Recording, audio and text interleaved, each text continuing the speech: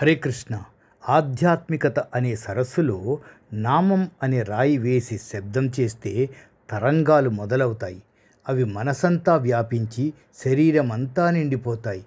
ఏ నామమైతే మనం స్మరిస్తున్నామో ఆ దేవుడికి సంబంధించిన రూపాన్ని మన మదిలో నిలుపుతాయి. నామం ఆధ్యాత్మిక శబ్ద తరంగం. బెల్లం బెల్లం అంటే బెల్లం రుచి మనకు తెలియదండి. అలాగే తేనె కావాలి అంటే తేనె రుచి తెలియదు. బెల్లాన్ని కొరికితే అప్పుడు దాని రుచి తెలుస్తుంది. తేనెను నోటిలో వేసుకొని చప్పరిస్తే అప్పుడే ఆ మాధుర్యం మనకి అనుభవం అవుతుంది. దైవనామం దైవం వేరు కాదు. ఆ పేరు స్మరించగానే ఆ దైవం మన దగ్గర ఉంటాడు. అది నిజం అని భగవంతుణ్ణి ప్రత్యక్షంగా దర్శించుకున్న వారు తెలియజేశారు. ఉపనిషత్తుల్లో భగవన్నామ స్మరణ గురించి ఎన్నో వివరణలు ఉన్నాయి. పిలిస్తే పలికే భగవంతుడని ఎందరో భక్తులు రుజువు చేశారు. సరే, నామం చెబుదాం. శబ్దం వినిపిస్తుంది. మన రూపంలాగా రూపం కనిపించదు. ఎంతకాలం నిరీక్షించాలి? ఎప్పుడు భగవంతుడు కనిపిస్తాడు అని చాలామందికి సందేహం. అందుకే కొంతకాలం నామం చెప్పి విసిగిపోయి విడిచిపెట్టేస్తారు. అక్కడే మనం నిలబడాలి. దైవం ఒక అనుభవం. ఒక ఇనుప ముక్కను బాగా కాలిస్తే అందులోకి వేడి ఉష్ణం వ్యాపిస్తుంది. ఆ ఉష్ణం ఇనుప ముక్క ఎంతవరకు విస్తరించి ఉందో అంతవరకు వ్యాపిస్తుంది. అందులో వేడి కనిపించకపోవచ్చు, ముట్టుకుంటే సుర్రమని కాలుతుంది. నామస్మరణతో మనసు పదే పదే భక్తిపూర్వకంగా సాధనలో ఉంచుకుంటే దేహమంతా ఆధ్యాత్మిక తరంగ ప్రవాహంగా మారుతుంది. కొన్నాళ్లకు మనసే మారిపోతుంది. పుట్టుక నుంచి వచ్చిన చెడు గుణాలు కానీ చెడు అలవాట్లు కానీ ఒక్కొక్కటిగా మనల్ని వదిలిపోయి వాటి స్థానాన ప్రేమ వచ్చి చేరుతూ ఉంటుందండి. నామస్మరణ చేయగా వెదురు ముక్క లాంటి శరీరం వేణువవుతుంది.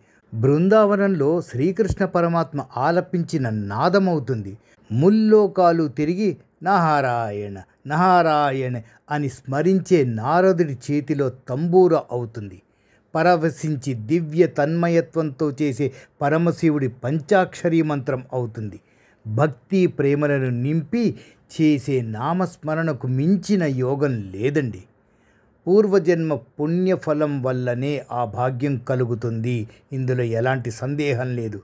దాన్ని దక్కించుకున్న వారు తుకారాం, త్యాగయ్య, అన్నమయ్య, రామదాసు, ప్రహ్లాదుడు ఇలాంటి భక్తులు ఎందరో. వారే సజీవ సాక్ష్యంగా కాలంలో నిలిచి నామం యొక్క గొప్పతనాన్ని విశ్వానికి చాటారు. పూజ నిమిత్తం సామగ్రి కొనాలి, నియమాలు పాటించాలి, ధనం ఉండాలి. వ్రతాలకు నోములకు కఠోర నియమాలుంటాయి. యజ్ఞాలకు క్రతువులకు శక్తియుక్తులు ఉండాలి. శాస్త్రం తెలిసి ఉండాలి. దోషరహితంగా చెయ్యాలి. అందుకే కలియుగంలో నామస్మరణను మించింది లేదని ప్రతిపాదించారు పెద్దవాళ్ళు. ఎక్కడ ఉన్నా ఏ పని చేస్తున్నా మనసును లగ్నం చేసి నామం స్మరించుకోవచ్చు. పనికి ముందు నామస్మరణ, పని తరువాత మళ్ళీ నామస్మరణ చేస్తూ ఉంటే ఆ చేసే పని పవిత్రమవుతుంది. అందులోని దోషాలు హరించుకుపోతాయి. ఆ విధంగా చేసే కర్మ ఈశ్వరార్పణ కర్మ అవుతుందని భగవద్గీత చెబుతుంది. ఎవరి పేరు వాళ్లకు ఇష్టం. మనందరికీ మనల్ని సృష్టించిన వాడి పేరు ఎందుకు ఇష్టంగా ఉండదు? తప్పక ఉంటుంది. భయంలో, బాధలో, సుఖంలో, సంతోషంలో పాలలో తేనెను కలుపుకున్నట్లు జీవితంలో నామాన్ని కలుపుకోవాలి. దైవం ఎప్పుడూ కలవడానికి తొందరగా ఉంటాడు. మన నామస్మరణ ఈరోజు మొదలు పెడితే ఇప్పుడే అతడు మనతో చేరువవుతాడు. సందేహమే లేదండి. ఇది తపో సంపన్నులు ఋషులు చెప్పిన మాట. మన ఆధ్యాత్మిక జీవితానికి బంగారు బాట. హరే కృష్ణ. సర్వే జనా సుఖినో భవంతు. లోకా సమస్తా సుఖినో భవంతు. శుభం భూయాత్. హరే కృష్ణ.